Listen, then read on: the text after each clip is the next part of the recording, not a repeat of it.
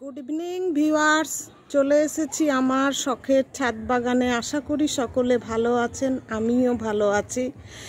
August থেকে September মাস হচ্ছে কুল গাছে ফুল আসার আদর্শ সময়। এই সময়ে কুল গাছের একটি বিশেষ পরিচর্যার প্রয়োজন হয়, যেটা করলে আমাদের কুল গাছগুলিতে প্রচুর পরিমাণে ফুল আসবে এবং আমরা প্রচুর পরিমাণে কুল হারভেস্ট করতে পারবো। তো এই হচ্ছে আজকের ভিডিওর বিষয়। কেউ স্কিপ করবেন না, ভিডিওটা সম্পূর্ণ দেখবেন, আপনাদের কাজে লাগবে। আর এই ভিডিওটা আপনাদের কাজে লাগলে আমার চ্যানেলটিকে সাবস্ক্রাইব করবেন এবং আমার ভিডিওগুলিকে লাইক ও শেয়ার করবেন। প্রথমে আমাদের যে কাজটি করতে হবে সেটি হলো কুল গাছের গোড়ায় যদি কোনো রকমের আগাছা থাকে সেগুলিকে ভালোভাবে পরিষ্কার করে নিতে হবে। এই যে দেখুন কত আগাছা বেরিয়ে রয়েছে, ঘাস পাতা, এগুলো আগে আমরা পরিষ্কার করে নেব। তারপরে কুল গাছে যদি কোনো রকমের অবাঞ্ছিত ডাল, শুকনো ডাল থাকে সেগুলি আমরা ভেঙে দিব। এই দেখুন এখানে শুকনো ডাল, এই যে শুকনো ডাল, এই গোড়ার দিকের ডাল, এইগুলোতে কিন্তু ফুল আসবে না, এগুলো শুধু গাছের পুষ্টি খাবে। এই অবাঞ্ছিত শুকনো ডালগুলিকে ভেঙে দিব। তারপরে আমাদেরকে কি করতে হবে, কুল গাছটিকে একদম ফুল সানলাইটে রাখতে হবে, কারণ কুল গাছ রৌদ্র পছন্দ করে এবং এই সময় কুল গাছে কিন্তু জলের অভাব দেওয়া যাবে না। গাছের গোড়া শুকালেই জল দিতে হবে। এমনিতেই কুল গাছ জল খুব পছন্দ করে, যদিও এখন বর্ষাকাল, জলের অভাব সেরকম হয় না, তবুও যেদিন বৃষ্টি হবে না সেদিন গাছের গোড়ায় আমাদের জল দিতে হবে। এছাড়াও কুল গাছে ফুল আনার জন্য আমাদের কি করতে হবে, গাছের পাতায় মাইক্রোনিউট্রিয়েন্ট বা অনুখাদ্য স্প্রে করতে হবে। যেমন মিরাকুলান, প্ল্যান্ট গ্রোথ রেগুলেটর, এছাড়া জিব্রেলিক অ্যাসিড, যার কাছে যেটা আছে সেটাই আপনারা এই সময় কুল গাছে স্প্রে করবেন। তাহলে দেখবেন খুব তাড়াতাড়ি গাছে ফুল চলে এসছে।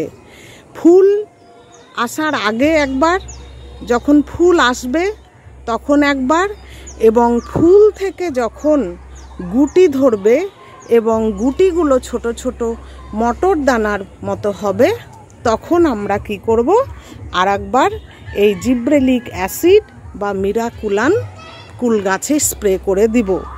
এই কাজটি করতে হবে 15 দিন অন্তর অন্তর, 15 দিনের গ্যাপে এই কাজটি করতে হবে। আবার দেখুন বর্ষাকাল মানেই গাছেদের গ্রোথের টাইম।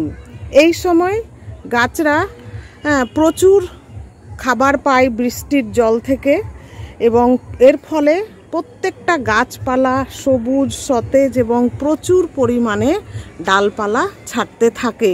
কচি কচি পাতা এই সময় প্রচুর বের হয়।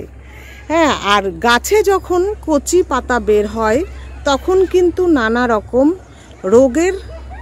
রোগ দেখা দেয়, বিভিন্ন ধরনের পোকামাকড়ের উপদ্রব, যেমন অ্যাফিক্স, মাইটস, লেদা পোকা, এই ধরনের। দেখুন আমি আপনাদের দেখাই আমার কুল গাছগুলিকে, দেখুন এই দেখুন পাতাগুলিকে খেয়ে নিয়েছে এবং কিছু কিছু পাতা এই যে কালো হয়ে যাচ্ছে, আবার কিছু কিছু পাতা এরকম হলুদ হয়ে ঝরে যাচ্ছে। তার জন্য আমরা কি করব, এই সময় গাছে আমরা জৈব কীটনাশক হিসেবে আপনারা কাকা স্প্রে করতে পারেন, এছাড়া নিম তেল এবং সাফ ফাঙ্গিসাইড এই সময় আমরা গাছে 10 দিন পর পর পাল্টে পাল্টে দিব। কখনো দিলাম কাকা, তার 10 দিন পরে হয়তো দিলাম সাপ, আবার 10 দিন পরে দিলাম নিম তেল, এইভাবে আমরাকে পাল্টে পাল্টে এই ধরনের কীটনাশক বা ফাঙ্গিসাইড স্প্রে করে যেতে হবে। আর এগুলো হলো গাছের পাতার ব্যাপার, উপরের দিকটা। এবার গাছের গোড়ায় আমাদের একটি খাবার দিতে হবে।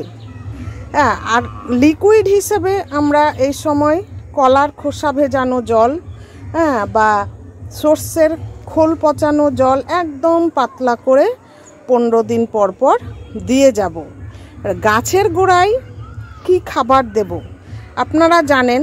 গাছের গোড়ায় খাবার দেওয়ার আগে গাছের গোড়াটাকে একটু ভালোভাবে খুঁড়ে নিতে হবে।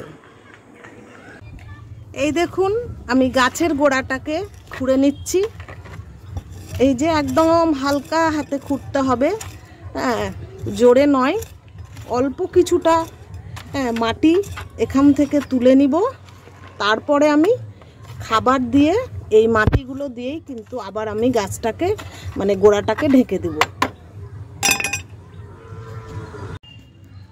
একটা জিনিস আমাদের মনে রাখতে হবে, এই সময় কিন্তু গাছে কোনো রকমের নাইট্রোজেন জাতীয় খাবার দেওয়া যাবে না। নাইট্রোজেন জাতীয় খাবার দিলে কিন্তু গাছে ফুল আসবে না, নতুন নতুন শাখা প্রশাখা ছাড়বে। তাই যে খাবারটি দিব সেটা হলো, এই দেখুন আমি এখানে নিয়ে চলে এসেছি।